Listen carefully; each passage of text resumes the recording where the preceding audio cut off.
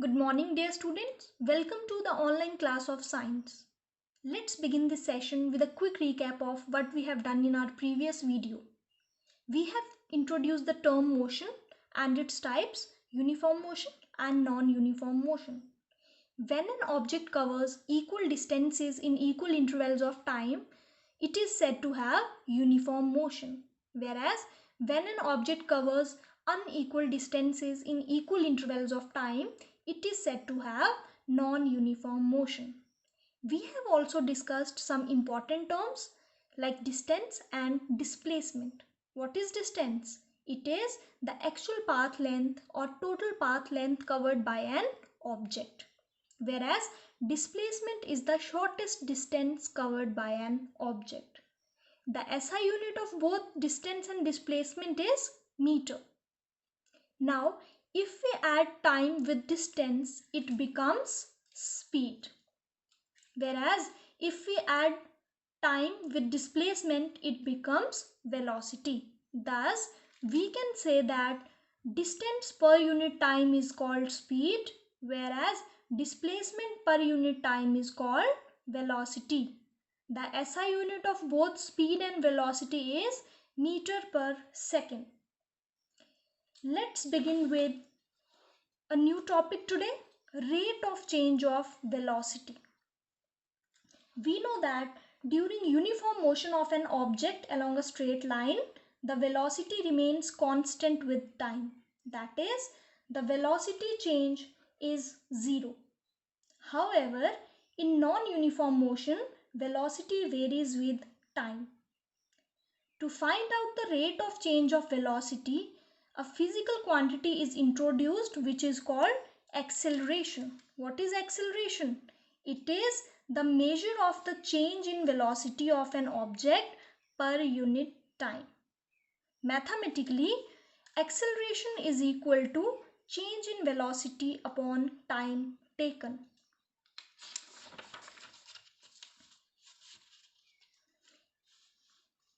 If the velocity of an object changes from an initial value u to the final value v in time t, the acceleration is a is equal to v minus u upon t. That is, acceleration is equal to final velocity minus initial velocity divided by the time taken. SI unit of acceleration is meter per second square. We can easily derive its SI unit from this expression. We know that SI unit of velocity is meter per second and SI unit of time is second. Therefore, acceleration becomes meter per second upon second, which is equal to meter per second square. Now, acceleration can be positive acceleration or negative acceleration. The acceleration is taken to be positive if it is in the direction of velocity. The acceleration is taken to be negative if it is opposite to the direction of velocity. Now, acceleration can be uniform acceleration or non-uniform acceleration.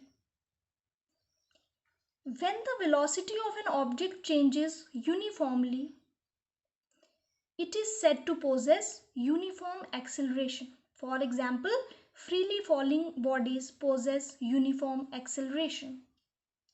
Non-uniform acceleration. When the velocity of an object changes at a non-uniform rate, it is said to have non-uniform acceleration. For example, if a car traveling a straight road increases its speed by unequal amount in equal intervals of time, then the car is said to be moving with non-uniform acceleration.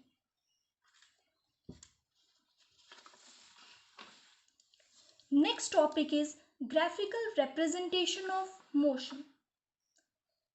Graphs provide a convenient method to present basic information about a variety of events. To describe the motion of an object, we can use line graphs. Graphical representation of motion is divided into two parts, distance time graph and velocity time graph. With the help of distance time graph, we can easily calculate speed by means of these two parameters, distance and time. Whereas velocity time graphs help in the calculation of distance by means of another two parameters, that is velocity and time. Starting with distance time graph. Distance time graph is the graph which is plotted between two parameters, distance and time. Distance is always represented on y-axis, whereas time is represented on x-axis. To study distance time graph, we would study two cases. Case 1, when the object is in uniform motion. We know that when an object travels equal distances in equal intervals of time, it moves with a uniform speed. This shows that distance traveled by the object is directly proportional to the time taken.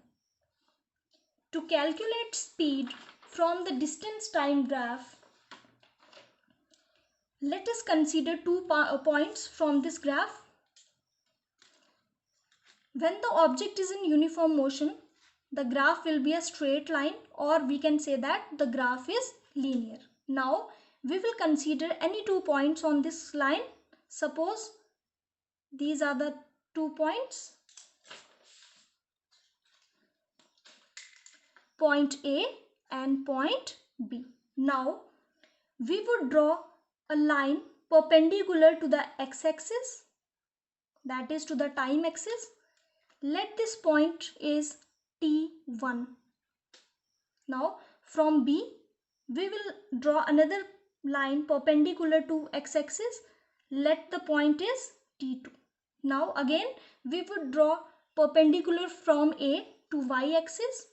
Let this point is represented by S1, and we would again draw a perpendicular line to y-axis. Let this point be S2.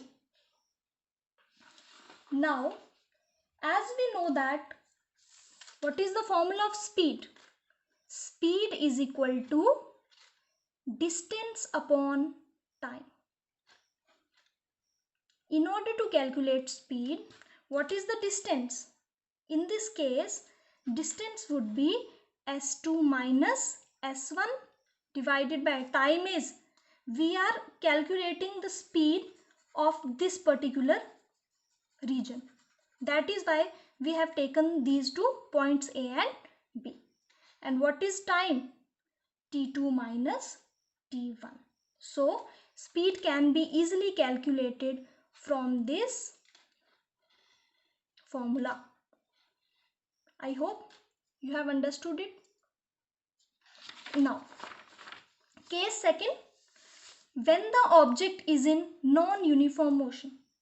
When the object covers unequal distances in equal intervals of time, the graph is not a straight line. It can be of any shape other than straight line.